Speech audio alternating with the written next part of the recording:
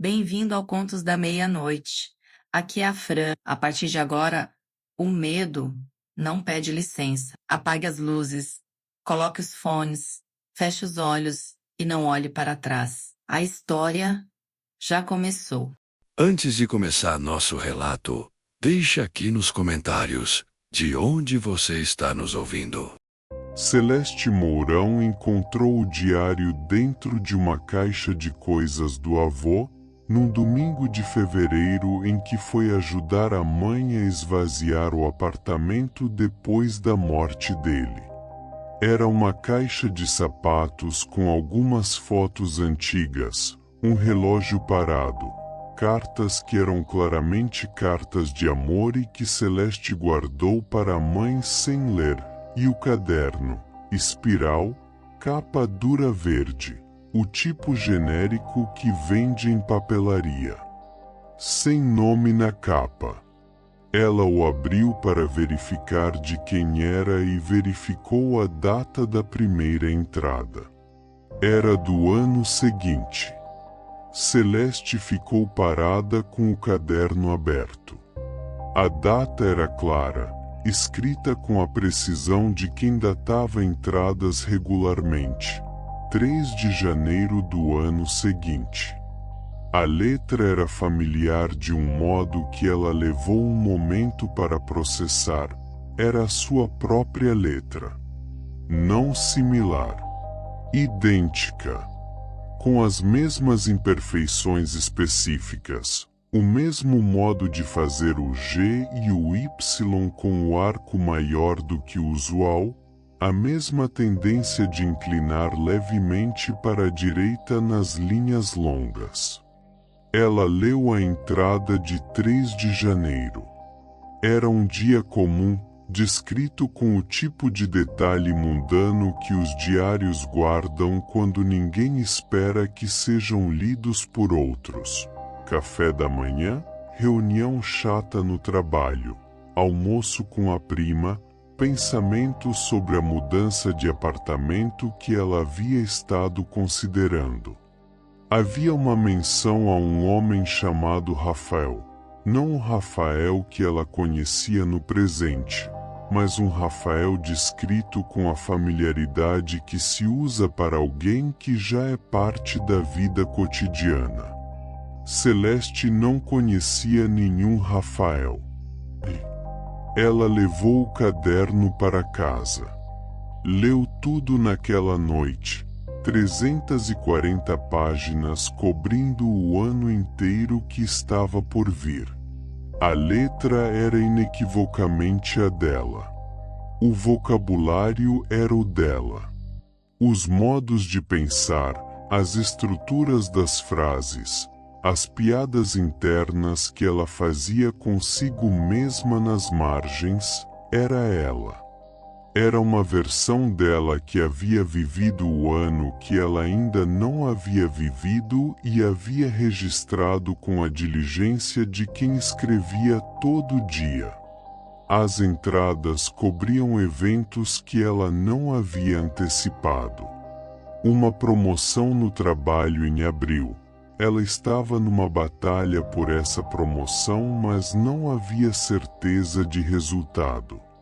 Uma viagem a Lisboa em julho com detalhes suficientemente específicos para que, se a viagem ocorresse, fosse possível verificar cada um. Um acidente de carro em setembro, leve, sem feridos, mas descrito com o tipo de detalhe visceral que não é fácil de inventar. E o Rafael, mencionado na maioria das entradas a partir de março, descrito progressivamente com mais intimidade, claramente alguém que havia entrado na vida de Celeste no início de março e que em dezembro era a presença central. Celeste dormiu mal. Acordou cedo. Ficou com o caderno na mão por um longo tempo antes de abri-lo de novo. Havia 2 hipóteses principais. A primeira, o caderno era uma elaborada falsificação, criada por alguém que a conhecia bem e que havia imitado sua letra e reproduzido seu vocabulário. A segunda, o caderno era genuíno, havia sido escrito por ela, num futuro que ainda não havia ocorrido, e havia chegado ao presente por um caminho que não tinha explicação disponível. A primeira hipótese requeria um autor com conhecimento íntimo dela e uma motivação inexplicável.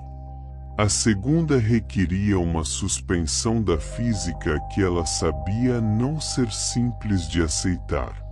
Ela escolheu a segunda, não porque fosse mais razoável, mas porque era mais coerente com o que o caderno continha, coisas que ninguém saberia inventar. O problema, Celeste percebeu nas semanas seguintes, era o da liberdade. Se o caderno era genuíno, se era o diário que ela iria escrever ao longo do próximo ano, então o que ele descrevia já havia acontecido, de alguma forma, em alguma camada do tempo que ela não conseguia acessar exceto através daquelas páginas.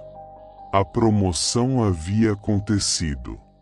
A viagem a Lisboa havia acontecido. O acidente havia acontecido. Rafael havia entrado em sua vida e permanecido. Mas ela ainda não havia vivido nada disso. A questão que a mantinha acordada: se ela recusasse a promoção, o caderno ficaria errado? Se ela evitasse Lisboa em julho, se o acidente seria evitado?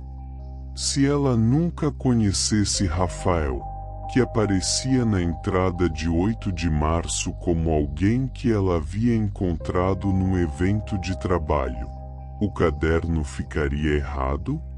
Ela testou em pequena escala.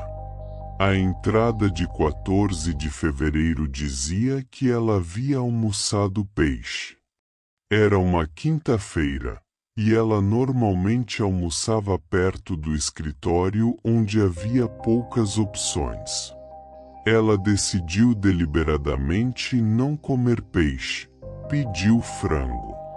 Voltou para casa e abriu o caderno na entrada de 14 de fevereiro.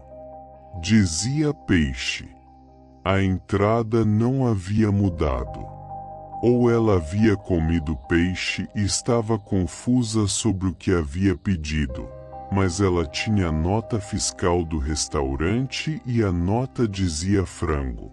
Ou o caderno descrevia um futuro que ela não habitava mais. Uma linha do tempo adjacente a que estava vivendo, de onde o diário havia saído e para onde não havia como voltar. Em março, ela foi ao evento de trabalho onde, segundo a entrada de 8 de março, havia conhecido Rafael. Ficou. Conversou com as pessoas. Rafael não apareceu. Voltou para casa, abriu o caderno, releu a entrada. Ela havia conhecido Rafael no evento de trabalho. Estava claramente escrito com sua letra. Mas Rafael não estava lá. Celeste fechou o caderno. Ficou com ele fechado por 3 semanas. Em abril, recusou a promoção. Disse à gerente que não se sentia pronta. A gerente disse que havia outra candidata forte e que infelizmente não poderia segurar indefinidamente. Celeste disse que entendia. Em julho, não foi a Lisboa. Em setembro, tomou mais cuidado ao voltar para casa de carro na chuva. Em dezembro, abriu o caderno pela última vez e leu a entrada final. 31 de dezembro, uma retrospectiva do ano que havia passado. Era um bom ano, segundo a versão dela que o havia escrito. A promoção havia sido boa. Rafael havia sido a melhor coisa. A viagem a Lisboa havia sido extraordinária. Celeste fechou o caderno. Colocou na mesma caixa de sapatos onde havia encontrado, junto com o relógio parado e as cartas de amor do avô. Fechou a caixa. Havia evitado tudo. Havia recusado o ano que o caderno descrevia. Havia vivido um ano diferente, mais seguro, mais controlado, sem o acidente, sem a promoção, sem Rafael.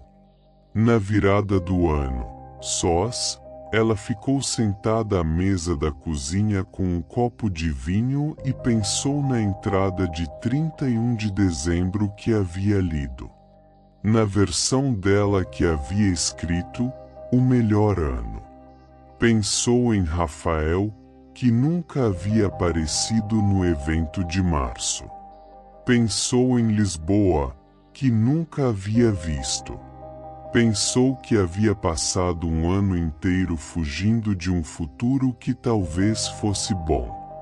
E que não havia como saber, agora, se havia feito a escolha certa.